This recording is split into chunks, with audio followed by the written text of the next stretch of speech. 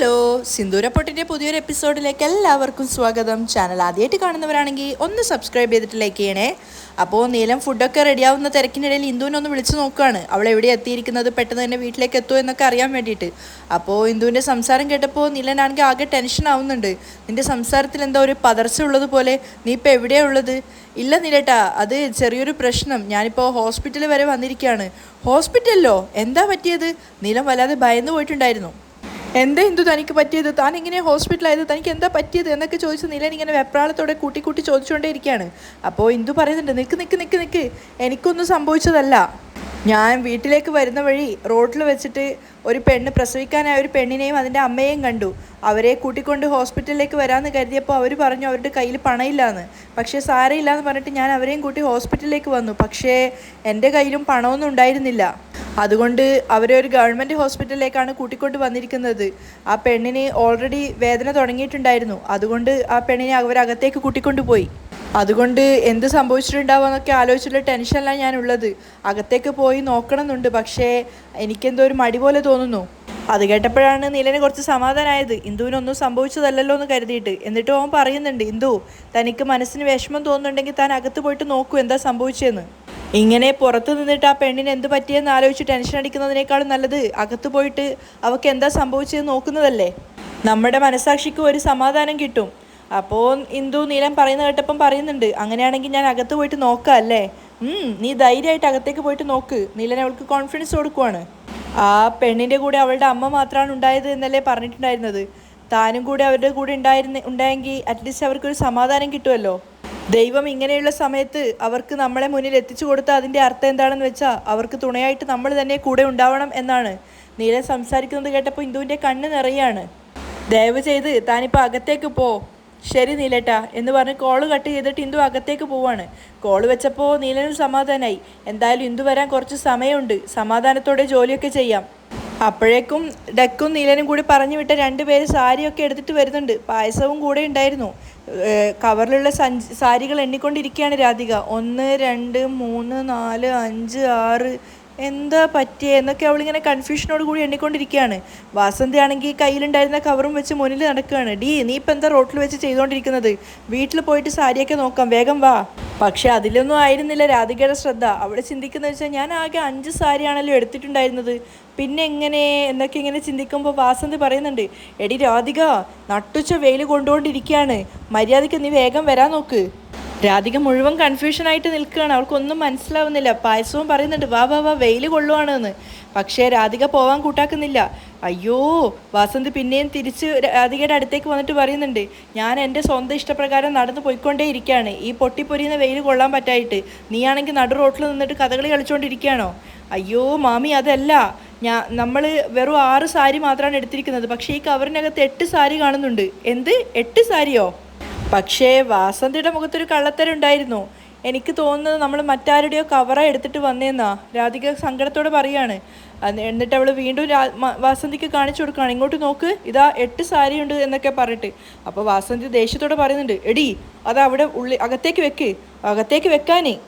രാധികയ്ക്കൊന്നും മനസ്സിലാവുന്നില്ല. അവൾ പേടിച്ചിട്ട് ചോദിക്കുകയാണ്, മാമി ഞാൻ അറിയാതെ ഈ 2 സാരി മാമി എപ്പോൾ എടുത്തതാ? മന്ദബുദ്ധി, ഈ 2 സാരിയും വേറെ മാതിരി എടുത്തതാടി. എന്ത് വേറെ മാതിരി എടുത്തത് എന്ന് വെച്ചാൽ രാധികയ്ക്ക് അപ്പോഴും മനസ്സിലായില്ല.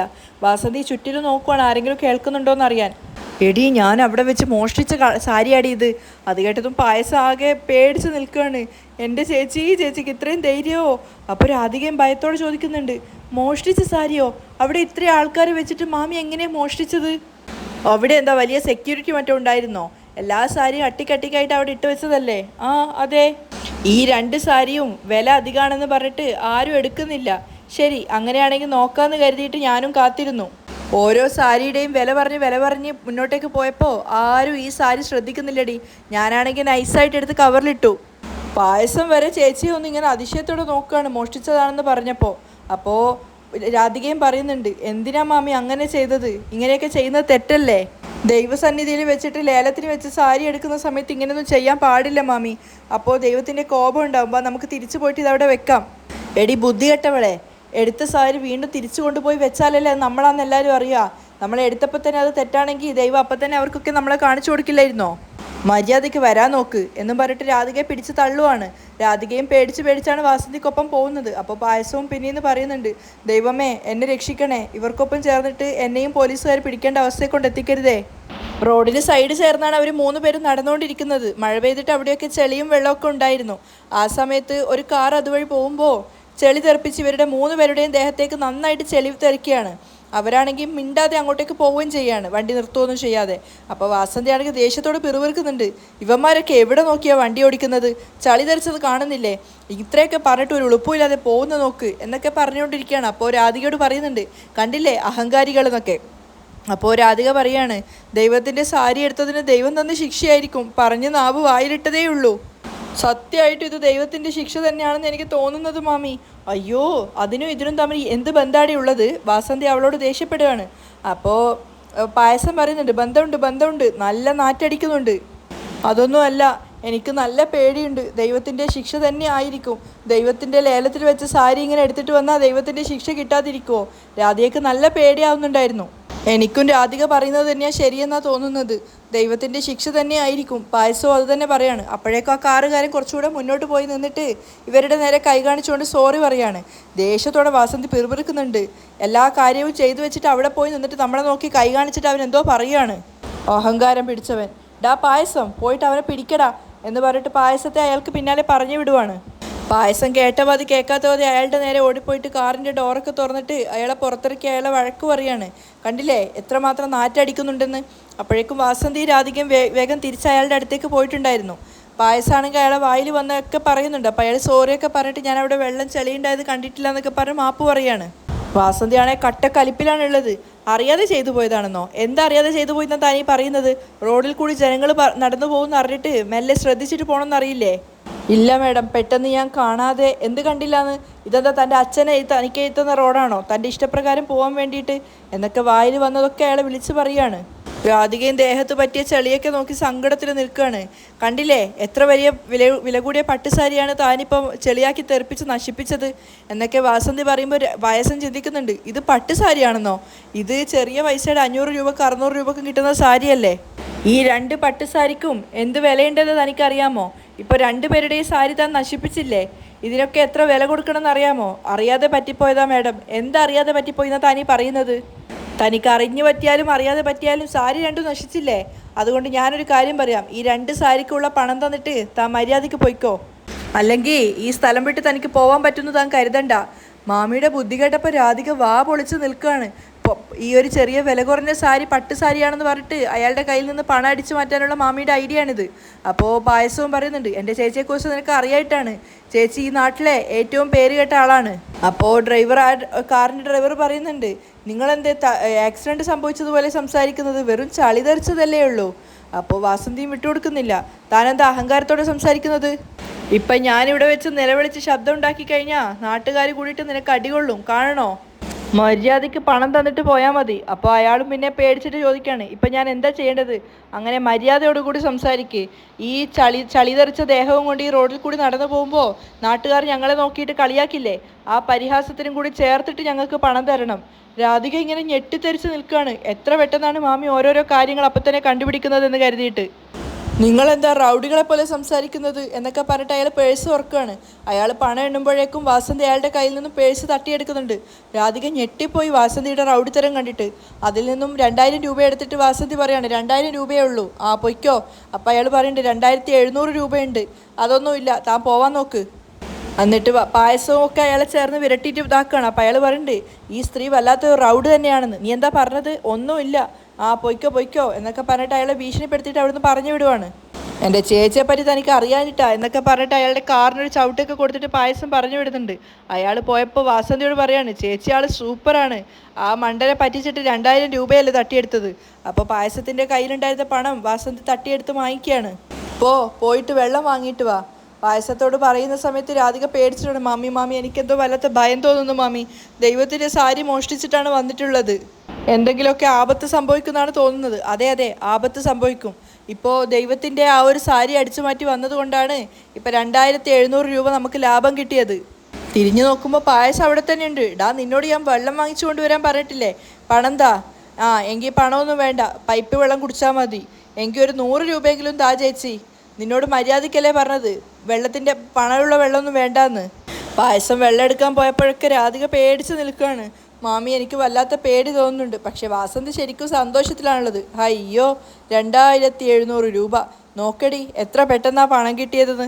പക്ഷെ അതൊന്നും ആസ്വദിക്കാൻ പറ്റിയ മൂഡിലായിരുന്നില്ല രാധിക. അവൾ പേടിച്ച് നിൽക്കുകയാണ്. മാമി എനിക്ക് നല്ല പേടി തോന്നുന്നുണ്ട്, ദൈവത്തിൻ്റെ സാരിയാണ് എടുത്തിട്ട് വന്നിട്ടുള്ളത്. നീലൻ ശരിക്കും ടയേർഡായിട്ടുണ്ടായിരുന്നു. ഓരോരോ ഐറ്റങ്ങൾ ഉണ്ടാക്കി കഴിഞ്ഞപ്പോഴേക്കും വേർത്ത് കുളിക്കുകയാണ്. അപ്പോഴേക്കും രുക്മിണിയും രാജേശ്വരിയും അങ്ങോട്ടേക്ക് വന്നിട്ട് രുക്മിണി വിഷമത്തോടെ പറയുന്നുണ്ട്, മോൻ ഒരുപാട് നേരമായിട്ട് അടുക്കളയിൽ തന്നെ നിൽക്കുന്നത് കാരണം നല്ല ക്ഷീണിച്ചിട്ടാണുള്ളത്. ഞാൻ എന്തെങ്കിലും 1-2 ഐറ്റങ്ങൾ ഉണ്ടാക്കിക്കോട്ടെ, ആ സമയം കൊണ്ട് മോൻ റെസ്റ്റ് എടുത്തോ. അപ്പോൾ നീലനും പറയുന്നുണ്ട്, വേണ്ട അമ്മ, പാചകക്കാര്യം മൊത്തം ഞാൻ തന്നെ ചെയ്തോളാം അമ്മ. അപ്പോൾ രാജി ചിരിച്ചുകൊണ്ട് പറയുന്നുണ്ട്, ഞങ്ങൾ ചെയ്താലും പാചകമൊക്കെ ആവും, അതുകൊണ്ടല്ല, എനിക്ക് എൻ്റെ കൈ കൊണ്ട് തന്നെ ചെയ്യണം എന്നുള്ളൊരു ആഗ്രഹം ഉള്ളതുകൊണ്ടാണ്. അപ്പോഴേക്കും ഡെക്ക് അങ്ങോട്ടേക്ക് വന്നിട്ട് ഇതൊക്കെ കേട്ടപ്പോൾ ഡെക്ക് പറയുന്നത്, മുഴുവനായിട്ട് എൻ്റെ കൈ കൊണ്ട് ഞാൻ തനിച്ച് ചെയ്തതാണെന്ന് ഇന്ദുവിനോട് പറയണം, അതിന് വേണ്ടിയിട്ടല്ലേ. ഡോളിയോ, നിങ്ങൾക്ക് അതിനെപ്പറ്റിയൊന്നും അറിയില്ല.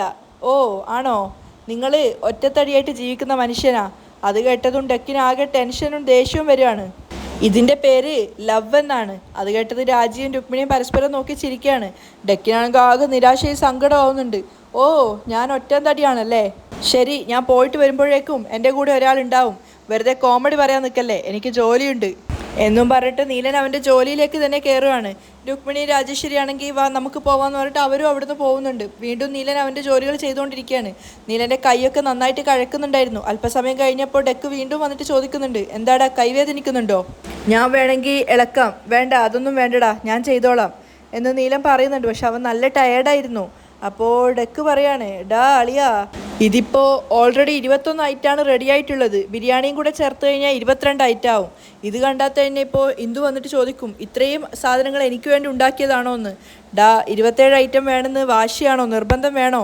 അപ്പോൾ നീലൻ അതിശയത്തോടെ പറയാണ്, 27 ഐറ്റവും വേണം, അതിലൊരു മാറ്റവും ഇല്ല. ഇവനോട് പറഞ്ഞിട്ട് കാര്യമില്ലെന്ന് മനസ്സിലായി ഡെക്കിന്. അപ്പോൾ നീലൻ ദേഷ്യത്തോടെ പറയുന്നുണ്ട്, നിങ്ങളെക്കൊണ്ട് സഹായിക്കാൻ കഴിയില്ലെങ്കിൽ അങ്ങോട്ട് മാറി നിൽക്ക്, ഞാൻ ചെയ്തോളാം. ആ കൊള്ളാലോ, ഞാൻ നിന്നോടുള്ള സ്നേഹം കൊണ്ട് പറഞ്ഞതല്ലേ. അപ്പോഴേക്കും രാധികയും വാസന്തിയും അവിടെ ഓട്ടോയിൽ വന്ന് ഇറങ്ങിയിട്ടുണ്ടായിരുന്നു. ഒക്കെ ഓട്ടോയിൽ നിന്ന് എടുത്തോ, രാധിക ചോദിക്കുന്നുണ്ട്. ആടി, നമ്മൾ കൃത്യസമയത്താണ് അവിടെ എത്തിയത്. നീലം വന്ന് കൃത്യസമയത്ത് നമ്മളെ പറഞ്ഞു വിട്ടത് കൊണ്ട് നമുക്ക് നല്ല നല്ല സാരികളൊക്കെ കൃത്യമായിട്ട് കിട്ടി. അതേ മാമി, മാമി പറഞ്ഞത് ശരി തന്നെയാണ്. നീലേട്ടൻ കൃത്യമായിട്ട് വന്ന് പറഞ്ഞതുകൊണ്ട് എനിക്ക് ഇഷ്ടപ്പെട്ട കളറിലുള്ള സാരിയൊക്കെ കിട്ടി. ആ ശരി, ഭാഗത്തേക്ക് പോവാം. ഡാ നീല, നീല. പുറത്തു നിന്ന് അവർ വിളിക്കുന്ന ശബ്ദം കേട്ടതും അടുക്കളയിൽ നിന്ന് ഡെക്കിൻ്റെയും നീലൻ്റെയും ഹൃദയത്തിനകത്ത് ബോംബ് പൊട്ടിയ അവസ്ഥയായിട്ടുണ്ടായിരുന്നു. എടാ നീല, നിൻ്റെ അമ്മ വന്നു എന്നാണ് തോന്നുന്നത്. എൻ്റെ അളിയ, ഒരു 2-3 മണിക്കൂറെങ്കിലും അമ്മ അവിടെ നിൽക്കുന്നു കരുതിയപ്പോൾ അമ്മ പെട്ടെന്ന് തന്നെ വന്ന പോലെയാണല്ലോ തോന്നുന്നത്.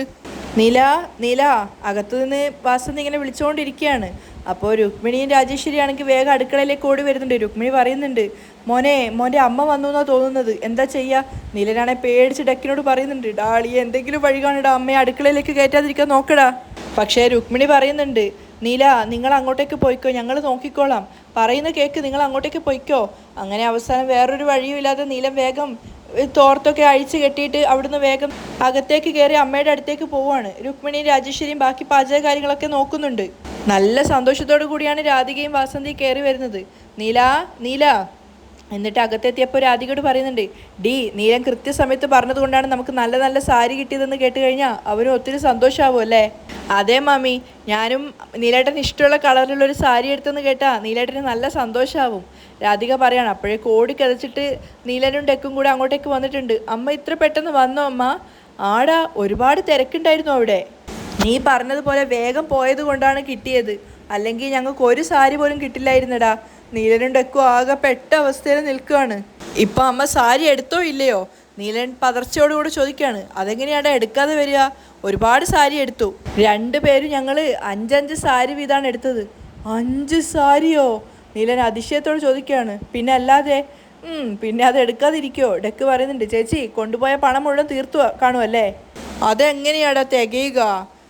പിന്നെ ഞാൻ എൻ്റെ കാശ് കൊടുക്കയിൽ കുറച്ച് പണം ഇട്ട് വെച്ചിട്ടുണ്ടായിരുന്നു, അതിൽ നിന്ന് ഒരു 1000 രൂപ എടുത്തിട്ടാണ് പോയത്. ഞാനും കരുതി അതെങ്ങനെയാ തികയോ എന്ന്. സാരി എടുക്കാൻ പോയ ഒരു പെണ്ണ് പോലും ഇതുവരെ ഒരു സാരിയുമായിട്ട് തിരിച്ചു വന്നൊരു ചരിത്രമേ ഇല്ല. നീ നോക്കടാ, അവൻ പറയുന്നത് പറയട്ടെ എന്നും പറഞ്ഞിട്ട് വാസന്തി സാരി നീലന് കാണിച്ചു കൊടുക്കുവാണ്. ഓരോ സാരിയും അതിശയത്തോടു കൂടി നീലന് കാണിച്ചു കൊടുക്കുകയാണ്, അതിൻ്റെയൊക്കെ കളറും ഭംഗിയും ഒക്കെ. നീലനും സന്തോഷത്തോടു കൂടി തന്നെയാണ് നോക്കുന്നത്. അമ്മയുടെ സെലക്ഷൻ സൂപ്പറാണ് കേട്ടാ. അമ്മ എടുത്ത ഓരോ കളറും സൂപ്പറായിട്ടുണ്ട്. ഈ സാരി അമ്മ ഉടുത്തുനിന്ന് വെക്ക്, അമ്മയുടെ കളർ എടുത്ത് കാണിക്കും. അമ്മയെ പുകഴ്ത്തുന്ന നീലൻ്റെ സംസാരം കേട്ടപ്പോൾ ഡെക്ക് നോക്കിക്കൊണ്ട് നിൽക്കുകയാണ്. അവനിപ്പോൾ എങ്ങനെയെങ്കിലും അമ്മയുടെ കയ്യിൽ നിന്ന് രക്ഷപ്പെടണം. അതിനുവേണ്ടിയാണ് അവൻ ഇങ്ങനെയൊക്കെ അഭിനയിക്കുന്നതെന്ന് ഡെക്കിന് നന്നായിട്ട് അറിയാം. അപ്പോൾ രാധികയും പറയുന്നുണ്ട്, നീലേട്ടാ ഇനി എൻ്റെ സാരി നോക്ക്. അത് പിന്നെ നോക്കാനുണ്ടോ, നീ അമ്മയെക്കാളും നന്നായിട്ടുള്ള സെലക്ഷൻ ആയിരിക്കും എനിക്കറിയാവുന്നതല്ലേ. അവൻ രാധികയും ആവശ്യത്തിൽ കൂടുതൽ പുകഴ്ത്തുകയാണ്. പെട്ടെന്നാണ് വാസന്തിക്ക് നല്ല സ്മെല്ല് കിട്ടുന്നത്. അപ്പോൾ ഡാളിയോ പേടിയോടെ നീലൻ വിളിക്കുന്നുണ്ട്, ഇപ്പോൾ ഒക്കെ പൊട്ടിപ്പോകുന്നുള്ള വിചാരിച്ചിട്ട്. അപ്പോൾ വാസന്തി നീലനോട് ചോദിക്കുകയാണ്, അല്ല ഇതെന്താ അടുക്കളയിൽ നിന്ന് പലതരത്തിലുള്ള അടിപൊളി മണങ്ങൾ വരുന്നത്? അപ്പോൾ ഡെക്കാണെങ്കിൽ ചിച്ചി അങ്ങനെ എന്തെങ്കിലും സ്മെല്ലൊക്കെ ഇങ്ങോട്ടേക്ക് വരുന്നുണ്ടോ എന്നൊക്കെ പറഞ്ഞ് അറിയാത്തതുപോലെ നിൽക്കുകയാണ്. രാധിക അപ്പോൾ സ്മെല്ല് ചെയ്ത് നോക്കുകയാണ്. മാമി പറഞ്ഞത് ശരിയാ, നല്ല സ്മെല്ല് വരുന്നുണ്ട്. അപ്പോൾ വാസന്തിയുടെ മുഖത്ത് നല്ല സന്തോഷം നിറയാണ് ഓരോരോ ഫുഡ് ഐറ്റംസിൻ്റെ സ്മെല്ല് വരുന്നത് കേട്ടിട്ട്. ഹോട്ടലിൽ നിന്നൊക്കെ പാചകം ചെയ്യുന്നത് പോലെ ഒരുപാട് ഐറ്റത്തിൻ്റെ സ്മെല്ല് വരുന്നത് പോലെ തോന്നുവാണ്. രാധിക പറയാണ്. അപ്പോൾ ഡെക്ക് പറയുന്നുണ്ട്, അങ്ങനെ തോന്നുന്നുണ്ടോ? എന്താടാ രണ്ടുപേരും എന്തോ കള്ളക്കളിയുള്ളത് പോലെ വാസന്തി ചോദിക്കുകയാണ്. അതൊന്നുമില്ല അമ്മയ്ക്ക് സർപ്രൈസ് തരാൻ വേണ്ടിയിട്ട് ഇവിടെ ഞങ്ങളൊരു പാചകം ചെയ്യുമായിരുന്നു, പക്ഷെ അമ്മ അത് കണ്ടുപിടിച്ചു എന്നൊക്കെ പറഞ്ഞിട്ട് നീലം വാസന്തിയെ സോപ്പിടുകയാണ്. വാസന്തിക്കാണെങ്കിൽ അത് കേട്ടപ്പോൾ സന്തോഷമായി പുഞ്ചിരിച്ചുകൊണ്ട് നിൽക്കുകയാണ്. അപ്പോൾ ഡെക്കാണെങ്കിൽ മനസ്സിലിങ്ങനെ പിറുവിറുക്കുന്നുണ്ട്, എടാ ദുഷ്ടാ, ഈ ഒരു ഭക്ഷണം വെച്ച് നീ എത്ര പേർക്ക് സർപ്രൈസ് കൊടുക്കും? അപ്പോൾ വാസന്തി ചോദിക്കുന്നുണ്ട്, ഇന്നെന്താ എൻ്റെ ജന്മദിനം മറ്റോ ആണോ? സാരി വാങ്ങിക്കാൻ പണം തന്നിട്ട് പറഞ്ഞു വിടുന്നു, ഇപ്പോൾ സർപ്രൈസായിട്ട് ഭക്ഷണം ഉണ്ടാക്കുന്നു. എനിക്കൊന്നും മനസ്സിലാവുന്നില്ലടാ നീല. അതുതന്നെയാണോ അമ്മയുടെ പ്രശ്നം? നീല മനസ്സിൽ ചിന്തിക്കുകയാണ്. അമ്മ സർപ്രൈസ് എന്ന് വെച്ചാൽ അത് അമ്മയ്ക്ക് മാത്രമല്ല, നമുക്ക് എല്ലാവർക്കും ചേർത്താണ്. പക്ഷേ അമ്മയ്ക്ക് മാത്രം സ്പെഷ്യലായിട്ട് 1-2 ഐറ്റങ്ങൾ ഉണ്ടാക്കിയിട്ടുണ്ട്. കണ്ടില്ലേടി രാധിക എൻ്റെ മോൻ എന്നോടുള്ള സ്നേഹം. അമ്മ മുകളിലേക്ക് പോയിട്ട് സാരിയൊക്കെ നിവർത്തി നോക്കിയിട്ട് നന്നായിട്ട് എന്തിനെങ്കിലും ഡാമേജോ മറ്റോ ഉണ്ടോ നോക്കിയിട്ട് വാ. ആ ശരി, അപ്പോഴേക്കും ഞാൻ ഉണ്ടാക്കിയ ഐറ്റങ്ങളൊക്കെ ഞാൻ മേലിലേക്ക് കൊടുത്തു വിടാം, ശരിയോ? ആ ശരിയടാ, ഞാനും നല്ല ടയേർഡാണ്, നീ മുകളിലേക്ക് കൊടുത്തു വിട്ടാൽ മതി. ശരി വാ രാധിക പോവാം എന്നും പറഞ്ഞിട്ട് രാധികയും കൂട്ടിക്കൊണ്ട് വാസന്തി അകത്തേക്ക് പോവാണ്. അപ്പോഴാണ് നീലന് സമാധാനമായത്. ഡാളിയ, ഞാൻ പറയുന്നത് പ്രകാരം നീ ഇപ്പോൾ നന്നായിട്ട് പ്രാക്ടീസ് ചെയ്തിട്ട് നന്നായിട്ടുണ്ട്. എന്ത്, നിങ്ങൾ പറഞ്ഞ പ്രകാരമോ? അതേടാ അളിയ, എങ്ങനെ സംശയം വരാതെ കള്ളം പറയാം എന്ന കാര്യത്തിൽ ഇന്ന് നീ 100-ൽ 101 മാർക്ക് വാങ്ങി. അത് കേട്ട് നീലം പുഞ്ചിരിച്ചുകൊണ്ട് നിൽക്കുകയാണ്. അവിടെയാണ് ഇന്നത്തെ എപ്പിസോഡ് വൈൻഡപ്പ് ചെയ്യുന്നത്.